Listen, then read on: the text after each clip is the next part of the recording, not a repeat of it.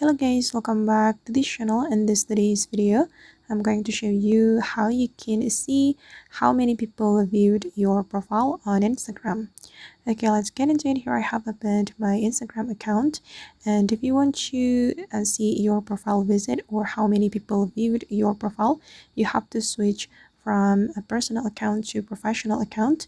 First of all, you can go to your profile, then you can go to Instagram setting by clicking on these three lines on the top right, and here you can scroll down and click on the account tab and tools. Okay, and click on switch to professional account, and here you just need to click on continue, and then I'm going to select digital creator and click on done. Okay, and click on next and click on continue again. Okay, and I think it's done.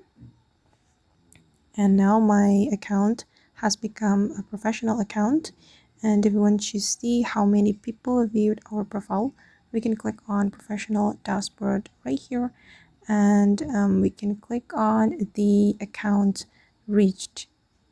Okay, and this is my profile visit, and 4 people visit my profile on Instagram.